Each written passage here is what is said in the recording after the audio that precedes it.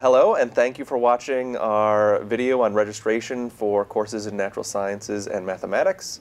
I'm Drew Meyer, and I will be telling you about registering for courses in the chemistry department, and I'll also be teaching Chemistry 105 and Chemistry 111 in the fall semester.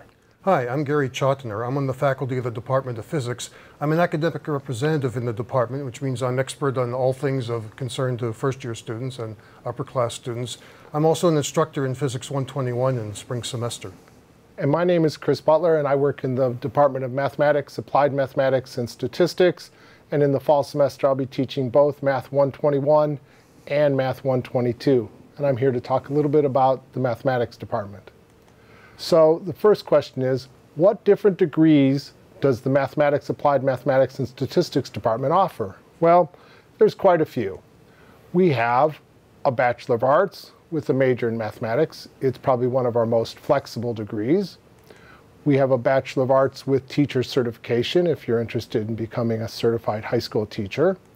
We have a Bachelor of Science in mathematics, which is a more science-oriented degree. We have a Bachelor of Science in Applied Mathematics if you're interested in applying your mathematics to a certain area. We have a Bachelor of Science in Mathematics and Physics, which is jointly run by both the Math department and the Physics department. And we also have 2 degrees in Statistics, a Bachelor of Arts with a major in Statistics and a Bachelor of Science in Statistics. So, with all these things, how do I figure out my first schedule? Well, there are 2 important things to remember. First, the FYR guide. It has all the information you need about picking your courses for the first semester. When you go about doing it, you should be thinking about 4 to 5 courses, 14 to 17 hours. That's sort of the standard load. Here is a basic first semester for somebody in the Bachelor of Science or Bachelor of Science in Applied Mathematics. As you can see, you have about 4 or 5 courses, 14 to 17 hours. You'll take a SAGES class, math, chemistry, and then a couple electives and phys ed. If you're in the Bachelor of Science in Math and Physics, you probably want to be taking physics your first semester. Now, there are a lot of different calculus sequences. How do I go about choosing? Well, here they are. The first sequence I want to talk about is Math 125, 126. That's for students that only need 2 semesters of calculus. So students in business, biology, psychology, students like that. Then we have the standard engineering track, which is Math 121, 122, 223, 224, which is taken by math majors, physics majors, BS in chemistry, and all the engineering majors. We also have an honors track or an enhanced track, which is Math 123, 124, 227, and 228. So if you're interested, it's a little bit more theoretical, and it's an option. And the other thing you need to worry about is your AP credit. So one of the questions I always get is, I took the AP exam and got blah. What should I do? Well, here it is. If you got a 4 or 5 on the AB exam, you'll get 4 credits and you'll start in a second semester class. If your major requires Math 122, you do that. If your major only requires 2 semesters of calculus, you could go into Math 126, take that course, and be done. If you got a 4 or 5 on the BC exam, then you get 8 credits and you would start in a 3rd semester class. So you'd start in either 223 or 227. And if you got a 4 or 5, a 5, 6, or 7 on the AB higher levels, you get 7 credits. 4 credits for Math 121 and 3 credits of an elective, and you would start in a 2nd semester class. What if you're not sure you're ready for a particular math course? What should you do? Well, my advice is try the course that you placed into. So if you got a 4 or 5 on the AB exam and that puts you into the 2nd semester course, try that. The first 2 weeks of the semester are drop add. If the course seems to be too difficult for you, come see me and we'll make arrangements to switch you back to an easier course. What I don't want to have happen is you start off in an easier course and get bored, and then it's much more difficult to try to move you to the upper level course. So try the course that you test into and see what happens.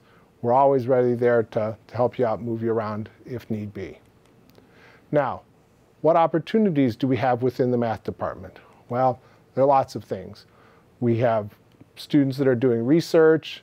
I personally hire SI leaders. I have about 20 students that work for me each year. We have study abroad. We have co-op. We have a math club with Pi Mu Epsilon, which is the National Math Honor Society. And we go to math competitions. We just got back from the Ohio competition, which we've won the last, I think, 7 or 8 years. So if you're interested in math competitions, even if you're not math major, you're welcome to come and compete with us. What happens after calculus? Actually, there is life after calculus. So if you finish your calculus sequence and want to take some more math, we actually have quite a few different courses you can take. Knot theory, cryptology, dynamical systems, math biology, math of imaging, calculus of variations. As you can see, after you finish the calculus, there's quite a few different things that you can do and still take math courses. This is an awful lot of information in a very short period of time. If you need to have more information, I have the easiest email address of anybody at the university, just chris@cwu.edu, or of course I have my own toll-free number, 1-800-659-MATH. You can email summerreghelp@case.edu. There's the link for the FYR guide, and of course I put the link for the mathematics department. I'm going to turn it over to Drew, and he's going to go to chemistry. Okay, great. I'll tell you a little bit about the chemistry department and the majors we have and the registering for when you start. So the chemistry department only has 3 majors. We have a BA in chemistry. That's a very flexible degree. It allows you to take a lot of courses outside the chemistry department if you're interested in those things. It's often very popular among pre-health majors.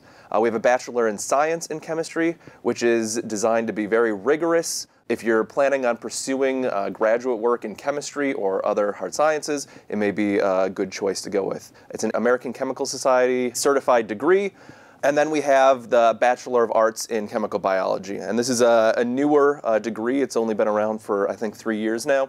So just to kind of give you an idea of what chemical biology is, this picture just shows chemistry is on one side, biology is on the other. Biochemistry has, over many years of it being a field, has sort of shifted more towards biology.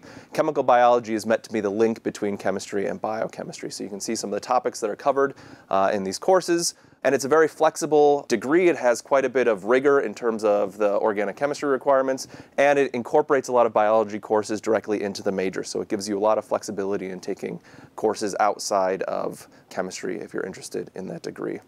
So when we look at, if you're thinking about what introductory course to take, there's 2 main sequences. So there's the Chem 105, Chem 106 track. That's a full year of chemistry taught in the chemistry department.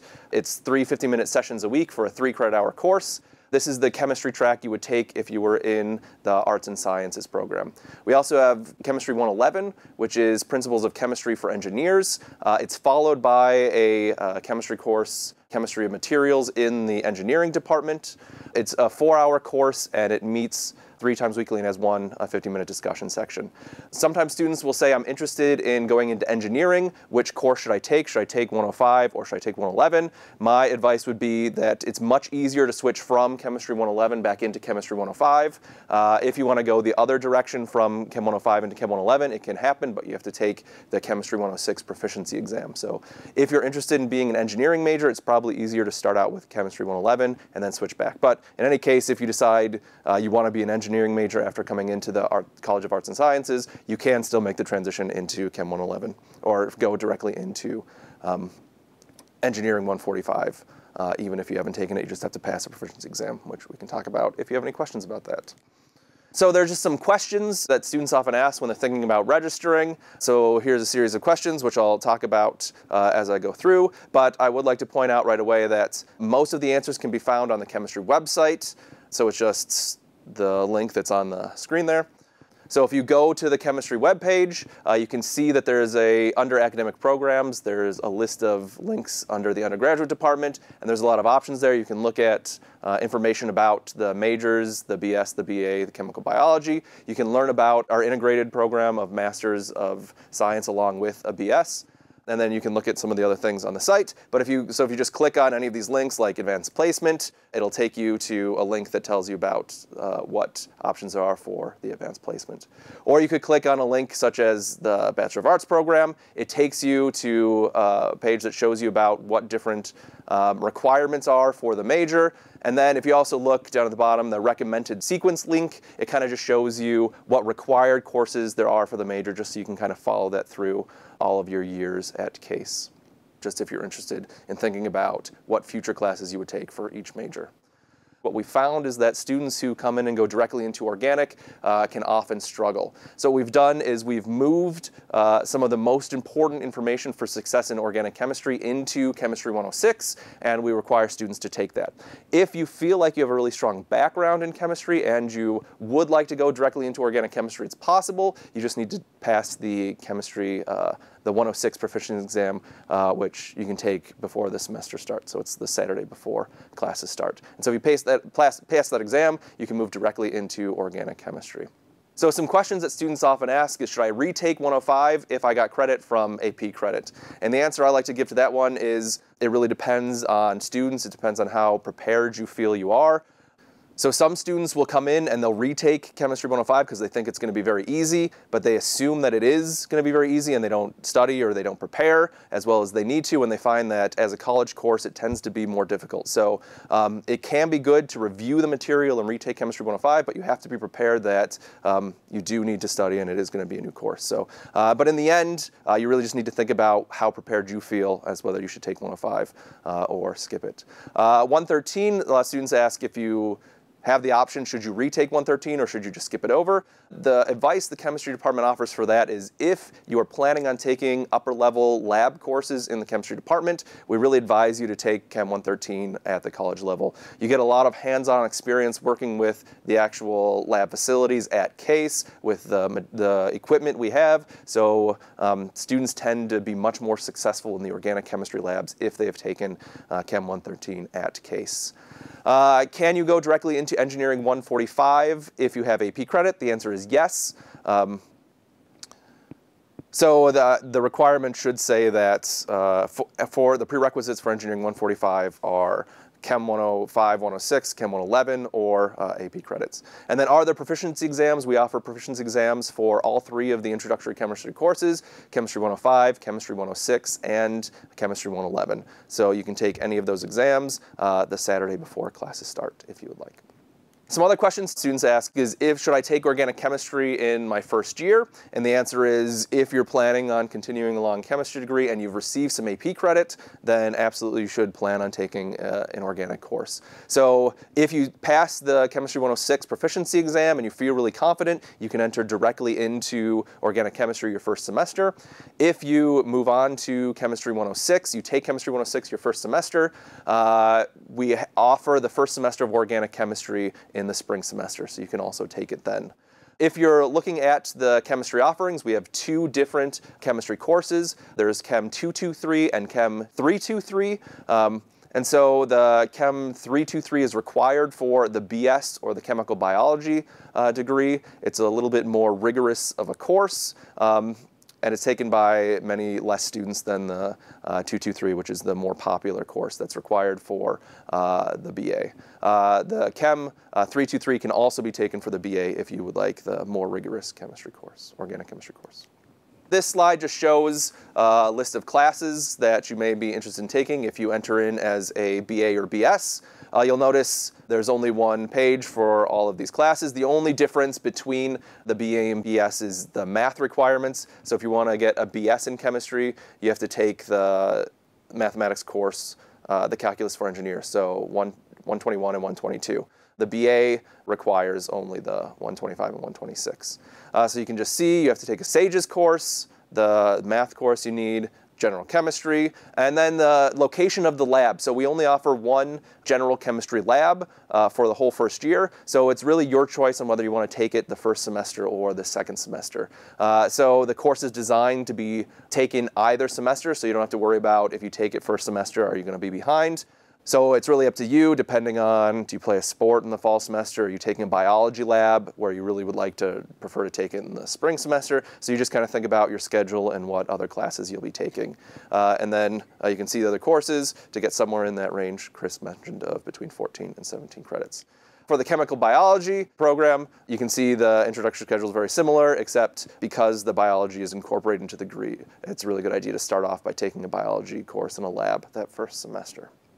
For more information, you can contact me. My email address is dam135@case, or you can call my office number. And then the chemistry website is also listed there if you have any questions about any of our programs. So I will turn it over to Gary for physics. There are three introductory physics sequences that you should be aware of: Physics 115, 116, 121, 122, and 123, 124. The physics department doesn't actually tell you which physics sequence you should take. It's the department that you might major in that will decide what physics sequence you should take. And so you should refer to the FYR guide and look there at the majors that you're considering to see which of these physics sequences is right for you. If you have any doubt, then contact me. I'll give you my email address later. Or take what I would call the more advanced, the calculus-based sequence, Physics 121, 122, because that will let you substitute for 115, 116, which is an algebra-based sequence with a little bit of calculus thrown in. But the reverse isn't true. If you take Physics 115, 116, a lot of departments won't let you substitute that for the calculus-based physics. And again, it's the department of your major that decides that. It's not the physics department. In general, I describe Physics 115 and 116 as designed for BA life science majors. In fact, it's also designed to cover topics that would be on the MCAT exam. If you're taking this sequence, you would normally take it in your sophomore or junior year after you've had some calculus here. So it's not usually a concern for first-year students, but some of you might be in that sequence. Physics 121 and 122 are required by the Case School of Engineering and by most BS science programs, and you normally start that in either the fall or spring of your first year, and I'll tell you how to make that decision shortly. We also have a third sequence, Physics 123, 124, which is an optional enhanced version of Physics 121 and 122. We don't like to call it honors, but it's designed for students who are interested in physics. Okay, and not necessarily students who feel like they just have to take physics because their major requires it. That starts in the fall, and it requires an invitation to enroll. So the instructor, Professor Brown, and Dean Mason will work together to get those invitations out to people who we think can succeed in that course and benefit from it. So Physics 115 and 116 are only offered fall for 115 and spring for 116. You should be aware of that. 123 also is offered only in the fall, and the second course in that sequence on E&M is only offered in the spring, but Physics 121 and 122 are each offered both semesters, as well as the summer. In fact, 115 and 116 are also offered in the summer. The FYR guide will suggest to you whether you should try to enroll in Physics 121 in the fall. About half of all engineering majors and BS science majors recommend that. For other majors, they recommend that you don't do that, and you start off, for example, in Engineering 131, computer programming. And the other half of the students will take the Physics 121 in the spring, where in fact I'll be teaching it this coming year. Some students are worried because they tried to register for courses, and it looks physics courses, and it seems like they're full. We have to limit enrollment to what will fit in the lab, but we will guarantee spaces for all students who need these courses. And so we artificially put in a lower enrollment limit at the beginning than we can actually handle. And so as the courses fill up, I'll be monitoring the enrollment, as will our lab director, and we'll create more spots, in fact, more complete lab sessions, to guarantee that everyone who needs these courses will get into it. So don't panic if it looks like you can't enroll immediately when enrollment first opens to you. We'll guarantee you a spot by the time classes start. You can request a permit for from the instructor, Dr. Driscoll, the lab instructor, but don't worry, we'll get you into the course. I should also mention another warning. Physics 121 requires a background in differential and integral calculus. Our student information system cannot check this because we allow you to have a year of high school calculus and get into the course, but SIS doesn't know that. So the student information system won't stop you. You have to stop yourself, or your advisor has to stop you, because we'll be using derivatives and integrals from the first week in these courses. So if you don't feel comfortable in your calculus background, even if a department recommends that you start calculus in the fall, don't do it. There are always ways to catch up, but you'll be in trouble immediately if you don't understand calculus and enroll in that course. Physics 123, I've already mentioned, is designed for students interested in physics, but that's not necessarily meant to suggest that you're going to major in physics. It's just that if you feel like you enjoy physics and would like to learn physics from a physicist's point of view. There's actually a document posted on the website, and the link is in the slide below, and Dean Mason will be sending you information that will also include this link. So you can click on that and you can see if this is the course that's right for you. Only about half of our physics majors actually go through this course. We encourage physics majors to consider enrolling it if they get an invitation, but don't worry if you don't get an invitation. This course does fill up, and we have a strictly limited number of spots for it. I also want to mention one more course that you should consider if you're interested in physics. Many departments on campus have a course like our Physics 166, Physics Today and Tomorrow. It's a one-credit pass, no-pass survey of contemporary physics. You show up, you pass. There's no homework, there are no exams, etc. It's designed to give you a feel when you're still considering what major to declare, what it would mean to declare a major in physics. You won't get that by taking Physics 121, 122, for example. I like to tell students that when I teach that course, I'm sliding blocks down inclined planes, but that's not what physicists do for a living. So if you want to understand what you're going to be getting into as a major in physics, then consider enrolling in Physics 166 this first fall semester. It's limited to first-year students, although it's offered both semesters. And this next slide just shows you a sample of the talks you'll hear each week. Like I'll be giving a talk on the science of flatland. My research is in two-dimensional physics of surfaces and thin films. And there will be lots of interesting topics there, and then you'll see what physics is really about. Now, if you have questions about physics courses and degree programs, the place to go, first of all, is to our departmental website, and you'll see the link on this slide. There we'll have other links that will take you to detailed descriptions of our introductory physics sequences, both for majors and non-majors, issues about AP credit. For example, we only give AP credit for the first course in each sequence, the mechanics course. And if you take the algebra-based AP course, you'll only get credit for Physics 115, which is fine if you're doing a BA in most science disciplines or in economics, etc., weatherhead departments, but not sufficient for School of Engineering requirements. We don't give credit for the second course in our sequence, as you heard from chemistry. It's similar, but you can take a proficiency exam to earn that credit.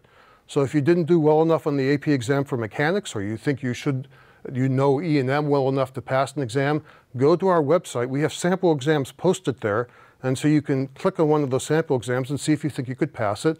The exact date for our proficiency exams in the fall isn't set. It's set by the Department of Undergraduate Studies, but right now we think it'll be on the Thursday before classes start. So you'll know your result before you have to go to your first week's classes. There's also a link there to transfer credit if you've taken courses at a college, etc. You can click on that page and see what it would take to get credit for a course you've taken. That page will also include detailed descriptions of all of our degree programs. I don't want to go into detail on those right now, but there are a lot of details, including typical first semester schedule for physics majors. But you'll also see that in the FYR guide. The information should be the same in both. But on our website, you'll see the 4-year typical schedules and all the courses, etc., and what each degree program is designed for. You also see links there to opportunities in undergraduate research for majors, including first-year students, co-op, study abroad, etc. It's all on the website, so I'd encourage you to go there. So I just want to end with some advice for first-year students who are considering a major in physics or engineering physics. First of all, don't worry too much about which of our degree programs, I think we have 6 of them, that you'll pursue. The first-year courses are almost all the same. And this is generally true for a lot of engineering degrees, including some chemistry degrees and some math degrees, is we do try to keep a lot of the first-year requirements the same or similar across departments, because we know that you don't all walk in the door knowing what major you want to pursue.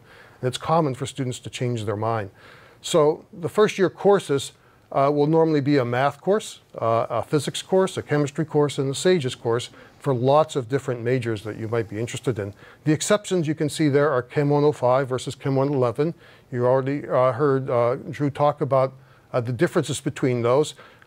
We would normally advise physics majors to take 105 or 106 and 106, but we have an engineering physics major in which the degree is given by the School of Engineering. If you're at all tempted by that or by any engineering degree, you should take Chem 111 and follow that up with Engineering 145. And the physics department will accept either for all of our degree programs, except the engineering physics degree program where the School of Engineering insists on Chem 111 and Engineering 145. And there's a more recent thing that you have to consider. There are two versions of introductory computer programming now. Engineering 131 is by far the most common. It's based on MATLAB. But there's also a version EECS 132, which is Java-based computer programming. The physics department will accept either. They're both fine for budding physicists. But if you might major in computer science or do a minor in computer science or engineering, that department wants you to take EECS 132. So if that's at all tempting, take that course instead, and it'll be fine for physics majors. If you're invited to take Physics 123, consider it strongly, particularly if you might be majoring in physics. It's designed to teach physics as a physicist would think about it. And again, try to take Physics 166 if you'd like to see what physics is really about. If you have any questions, the first thing to do is just send me an email, okay, and I'll be glad to try to help. You can also contact undergraduate studies.